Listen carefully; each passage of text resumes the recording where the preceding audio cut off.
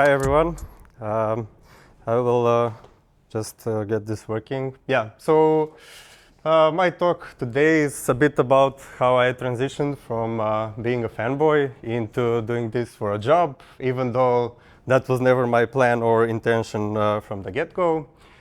First of all, this is the QR code that Monica mentioned. It's going to be here on all of the slides, so just scan it and ask a question anytime you want. You can type it on your device. Yeah, a bit about my timeline. So 1992, I was born. 2022, I became a team lead at Infinum.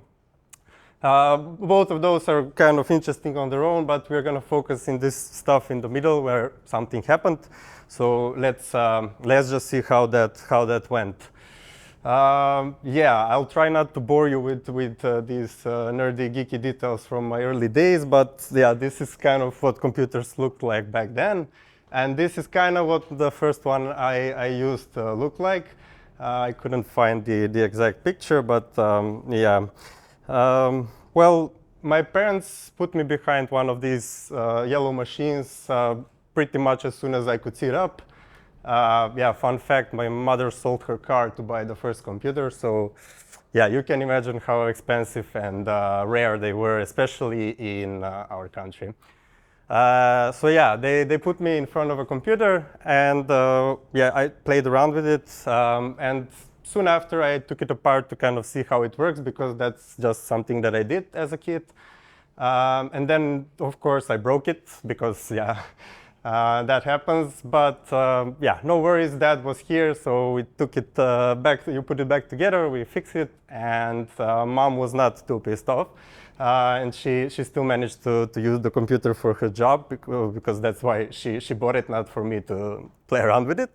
But yeah, this is just to show you a bit about my nature and how I like to do things. So I like taking things apart. I sometimes break them, but I try to fix them at least as much as I can. This is not to say that I'm some computer wizard and I put together computers from scratch. I am not Wozniak or anything like that. I'm just a stupid kid that likes playing around with them. Yeah, so I like computers, obviously, and now the question begs itself, now what? Well, I had to kind of find my way. Yeah, we'll skip through a lot of the boring hormonal stuff in high school and go straight to university. And university at this time was kind of in a weird place in Macedonia. As some of you may know, IT was kind of growing and taking a swing. However, the curriculum at the universities was a bit behind, as you may imagine. And yeah, that kind of didn't sit right with me or with my colleagues who wanted to do the same things. But yeah, it was the best we could do, so we enrolled in Faculty of Electrotechnics at that time. We didn't have the computer science faculty yet. And yeah, started learning something there which was loosely related to computers and what we wanted to do. Unfortunately, this didn't quite catch my interest, and I wasn't good at it at all. And pretty soon, like, I realized that my colleagues in faculty who were taking it a bit more seriously than me were excelling quite quickly. Even though it didn't suit me, I realized that once I'm done with this, however I finish it, it's going to be pretty hard for me to find a job, because here are all these people who are ahead of me. They have better grade averages. They know more than me. Like, how am I going to do this? So it was a bit of a reality check, and it might sound kind of cheesy, but it really hit me one night. Like, I was sitting at home, pissed off about some exam or other, and it just really hit me that I'm kind of stuck and I cannot continue like that. Yeah, so what do? Well, then I had the first of many sync meetings in my life, although I didn't know it at the time. And this one was with my parents. Of course, I told them the same thing I was feeling. Thankfully, they were very, very supportive. They said, okay, keep going at university, do as much as you can, but let's find something for you to do. Let's find an internship. At pretty much the same time, a wild iOS course appeared. It was, you remember, it was maybe even the first iOS course in Macedonia, probably, I don't know, but maybe it was the first one. And a bunch of us from university didn't even tell each other that we enrolled in that course, but then we saw each other there, like, oh, you're here too. And yeah, we were all kind of fanboys and people who had gotten an iPhone somehow. Don't ask how. They were not the latest ones nor the best ones, of course, but yeah, we had them, so we were lucky, and we could attend the course for iOS. While I was doing that, I also started an internship, and that's where I met Monica. The course and an internship both were happening at Civus and Civus Education and Development Center at that time, where Monica worked. So that's where we met, I think, for the first time officially. And yeah, it was quite a fun time. My internship was actually nothing related to iOS, so these two things are completely unconnected. My internship was with Heinz Salmani. Maybe some of you have heard about him. He was an amazing mentor to many people, and I was lucky to have this internship with him. The topic was Windows 8, which was just coming out, and for the first time it was opening up the Windows Store, which was kind of a big thing. And for the first time, you would be able to develop applications for the Windows Store in many different programming languages, not only .NET or those that were previously in the focus. So that kind of sat well with me because I didn't know those Windows-oriented languages. I knew some C, and I was like, OK, I can do applications for Windows in C. Great, I have something to do. Let's do this. So while I was doing that, I finished the iOS course, and then Civus asked around for interns. I was already there. Hayan gave me the tap on the shoulder, and along I went into Civus to start my first job as an iOS developer. And when I got there, I found out that we are making video games for iOS, which I never knew. So yeah, I found myself there. Didn't expect to get there, don't know how I got there, but when I got there, I realized that it's really fun, and iOS development is definitely something I could sink my teeth into. So yeah, how did I mature from this position into some sort of leadership role, and what are some of the things that I learned along the way? This job at Civus lasted for around 1 year, so it was not that long. And pretty soon afterwards, I moved into agency work, which of course means many different projects, many different clients. But what I noticed in this work was that there are many projects, but not that many good leaders and people managers. And unfortunately, this is what most of those projects need in order to be better or to actually succeed in what they're trying to do. And I also realized that people who work on these projects actually need and want to be taken care of in some way, shape, or form. But it's not rocket science. It's something very normal and natural to want these things.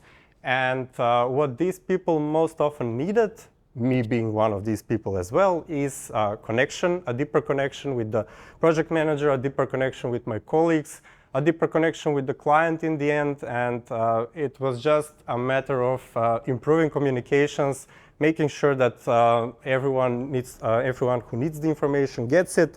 So just kind of improving this information flow seemed to fix a lot of things. So I said, like, OK, this is something that I kind of seem to understand, and I like it. So I leaned into that part of my job more than the technical side, maybe. And I also, along the way, realized that it's really not for everyone. While it's not rocket science, some people just don't want to do this. They want to focus on the technical side, and that's perfectly fine. Like, this is my journey. So yeah, doing this eventually led me to receive the call up to become a team lead at Infinum, to kind of formalize this thing that this is now my job and this is what I do for a living. When I took on this role, I realized that there are more challenges connected to this. So it's not just communication, of course. You are also kind of involved in guiding people through their career paths, helping them reach the goals that they want to reach.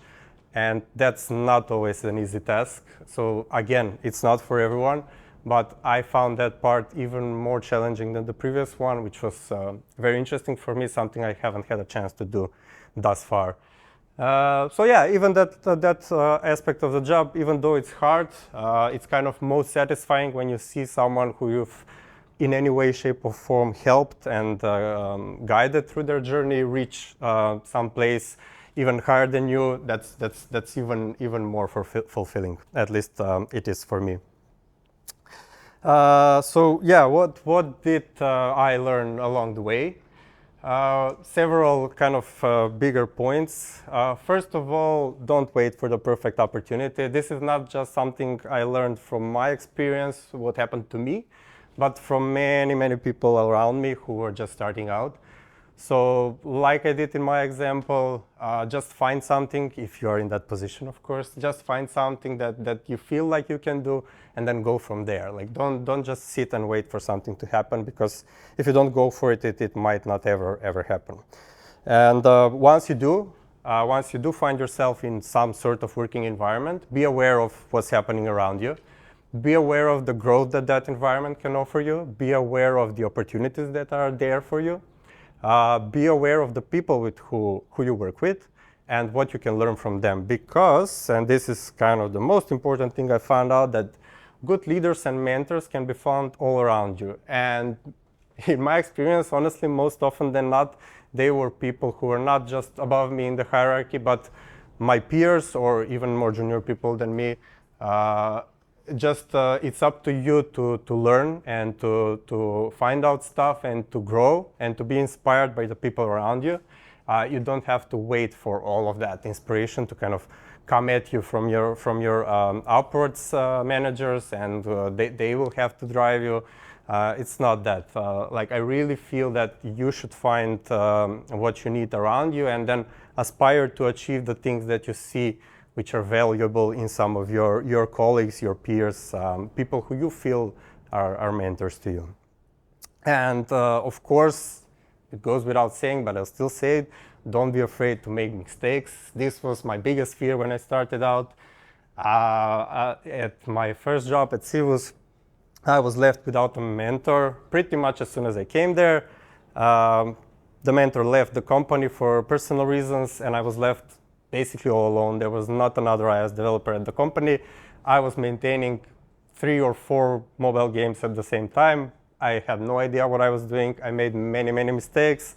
The more senior colleagues and managers knew to anticipate that, because they knew what position I was in. So they also knew how to help me, how to guide me, and kind of protect the project, but also protect me from being too damaged by these mistakes. And in the end, all of that survived. We hired new people, the team grew, we fixed everything. Everything was nice in the end. So just don't be afraid to break things, like that first computer of my mom's that I broke. You'll find somebody who will help you fix it in the end. And that's all from me. Thank you very much for your attention.